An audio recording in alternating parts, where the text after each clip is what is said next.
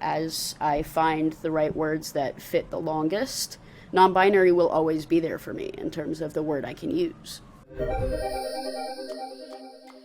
Today, there are more places in pop culture for non-binary folks to find representation than there were even 3 years ago. There are film and TV shows featuring non-binary characters, some of them even played by non-binary actors. We've got musicians and artists and writers, folks of all stripes, using their work to complicate folks' understanding of gender and folks just existing in their truth. Welcome to Entertainment Weekly's Untold Stories. I'm your host, Tre'vell Anderson, a journalist, social curator, world changer who always comes to slay, obviously, all right? This season, we're focusing on non-binary visibility and all of the benefits and pitfalls of this representation conversation. And every voice you hear will be from a non-binary person because I'm tired of hearing all y'all talk about us. All right, so buckle up and let's go beyond the binary. Now, I know some of you may have a less than 101 understanding of non-binary identity. So here's my special gift to you, a little education corner to bring you up to speed real quick. Non-binary to me is more a thing about what I am not than what I am. Like, I consider non-binary to be anyone that is not strictly a man or strictly a woman. And so that gives me a lot of space. If we think of gender as a two-dimensional plane between men and women, non-binary is everything in between that, but I actually like to think of it as like a 3 or 4 dimensional plane, and all of this space above and below and behind and in front of encircling men and women, that's all non-binary too. And so something I like about non-binary is the same thing I like about queer, which is that I do not have to pin it down, and I can keep sort of moseying along on my gender journey for my whole life and be non-binary the whole time. I can call myself a boy and still be non-binary. I can call myself anything that I want, and I don't have to really like pin it down because I don't feel like gender is very pin downable for a lot of people. Identity and language are deeply personal concepts that can shift depending on time and space. To be non-binary then can be defined in as many ways as there are non-binary people, all right? For some, non-binary is a gender presentation or expression. It's a way of describing their behavior, their mannerisms, their appearance. For others, non-binary refers to our gender identity. It's an assertion that we are something other than or beyond a man or a woman. Some non-binary people are transgender, while others are not, and we can use masculine, feminine, or gender-expansive pronouns. Now, in addition to non-binary, us gender transgressors, we can use a variety of terms to describe ourselves. You know, I'm not cis, I'm not binary trans, I'm just somewhere. You know what I mean? I'm Shamir, I'm out here, you know what I mean? So I don't mind non-binary, I don't mind agender, I don't mind gender non-conforming, like, I don't mind either of them. I like to refer to myself as a gender ender. I love this question. I use the term non-binary because it's the catch-all umbrella term that cis people are starting to understand. So as I find the right words that fit the longest, non-binary will always be there for me in terms of the word I can use.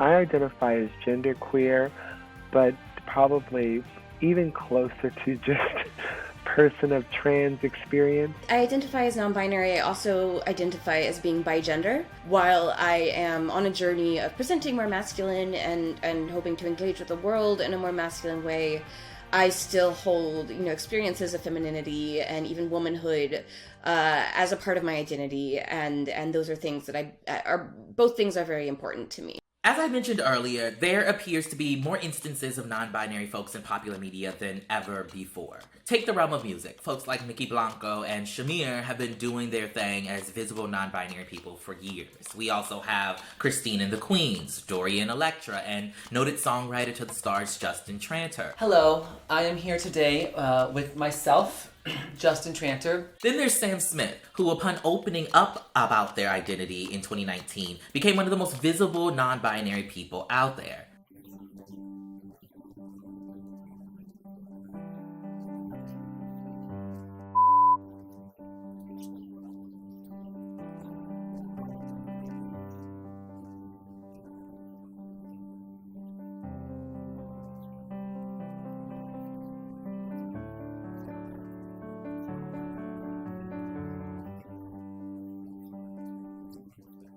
In terms of performance artists, I think of many of the RuPaul's Drag Race queens. Aja, Shea Coulee, Eureka O'Hara, Sasha Velour, and we've already heard a little bit from Bob the Drag Queen. Hi, I'm Bob the Drag Queen, a queen for the people. But television, and by association the actors, actresses, and whatever gender expansive term we use to describe non-binary people who act, is perhaps the best site to zero in on. I'm specifically thinking of scripted TV shows with non-binary characters in recent years. Billions, P-Valley, Star Trek Discovery, Big Sky, there's David Makes Man, Zoe's Extraordinary Playlist, Vita, One Day at a Time. This might sound like a lot, and compared to just a few years ago it is, but the fact that I can rattle off a list so easy is a commentary on visibility in its own right.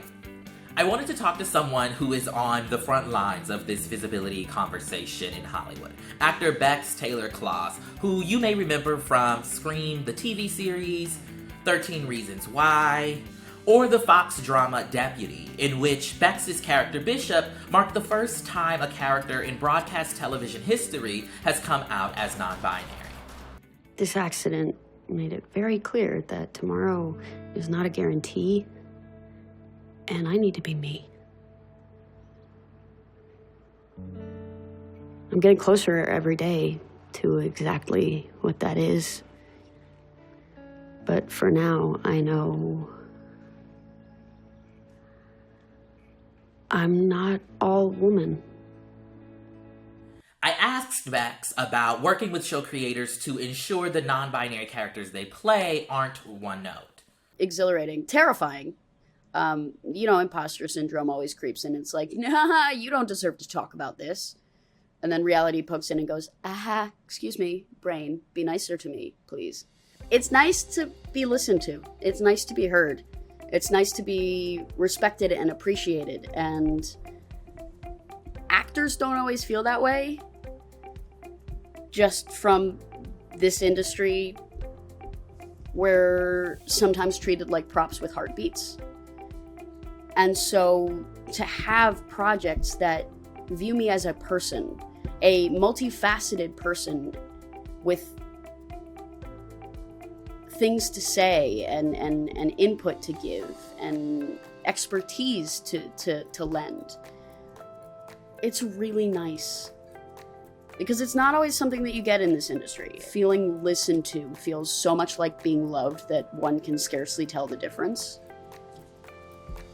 But in the entertainment industry especially, feeling listened to is absolutely intoxicating. Oh, I love that.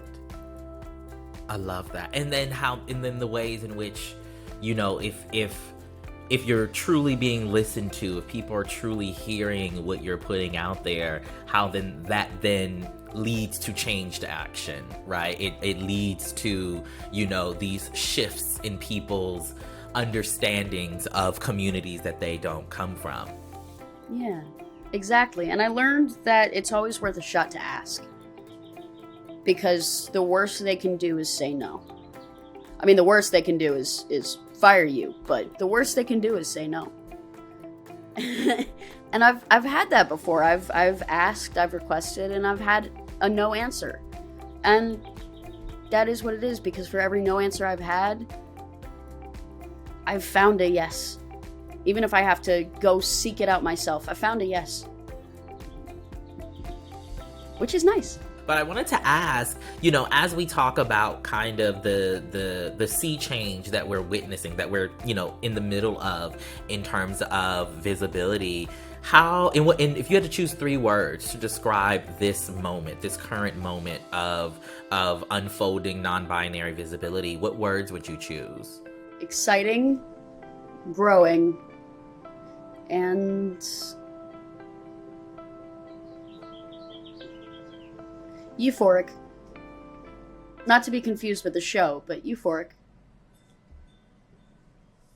As more and more public figures, particularly those non-white, begin to openly identify as non-binary, various finite ideas of what it means to be and look non-binary are complicated. Having India Moore as the face of Calvin Klein and Tommy Hilfiger campaigns, it does something. Having Mykki Blanco on the summer cover of British GQ Style does something. And just a few weeks ago, singer Demi Lovato announced that they too are non-binary. I want to take this moment to share something very personal with you. Over the past year and a half, I've been doing some healing and self-reflective work. And through this work, I've had the revelation that I identify as non-binary. With that said, I'll officially be changing my pronouns to they, them. I feel that this best represents the fluidity I feel in my gender expression and allows me to feel most authentic and true to the person I both know I am and still am discovering. What this means is that more and more, it's going to be difficult for folks to say they don't know a non-binary person, or a trans person for that matter. There's this statistic that GLAAD once offered a number of years ago that 80% of folks once said they didn't know a trans person.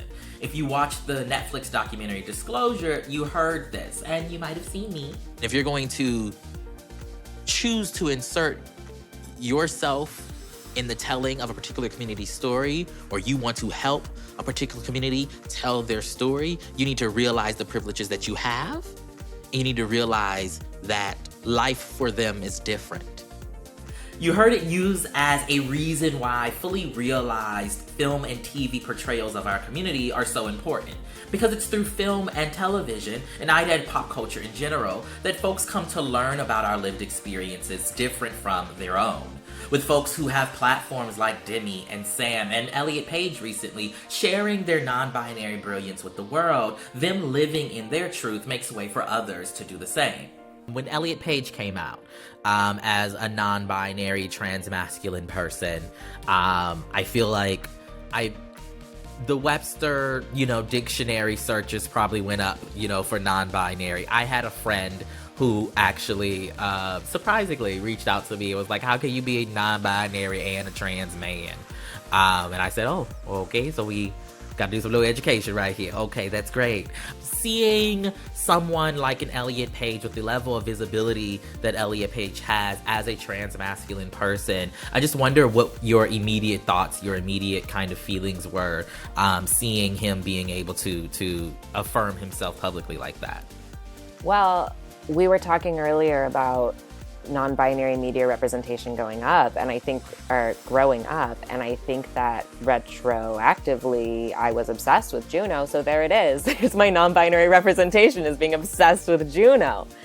But yeah, it was exciting for me on a personal level, and then it was very, very surprising to me for some reason about how everyone paid attention to Elliot coming out. I did not realize at the time that Elliot had instantly become like the most famous transmasculine non-binary person in the North America. So it was sort of shocking to see, first of all, every single trans person on Twitter talking about the same thing at the same time, but also all of a sudden everyone knew one non-binary person, and it was Elliot Page, and they didn't all realize that they were non-binary. A lot of people were like, is this a man? Is this a he, him? What's going on here? But it was jarring to suddenly have the spotlight turned onto one specific non-binary person, because then it's up to Elliot to somehow not mess it up for every single trans person, and that's so much pressure. And like I'm part of that. Like, I am one of the people who's just sitting here being like, all right, Elliot, what did you say today? Do I approve? And so at all at once, there's a lot of different feelings. There's like, wow, I'm so excited, and also like, oh no, what's gonna happen next for Elliot and for all of us. I think it's too soon to tell, particularly how this moment of what feels like increased non-binary visibility manifests in the real everyday lives of non-binary folks and other gender challengers who don't have, the coins and the privilege of some of the folks we've talked about today. But that's also why I pitched and produced this podcast and video series. It might sound like hyperbole, but we're living through history in so many ways, and there needs to be some kind of record of our community in this moment from the perspective of folks in it. Throughout the next few episodes, we're going to go a little bit deeper, and I'm talking with some folks that you know and likely a few you do not. Stay tuned for next week's episode, but until then, you can check out the Untold Stories Beyond the Binary podcast, wherever you get Slay-worthy audio. It delves a little deeper into the topics we've covered here today. Slay on.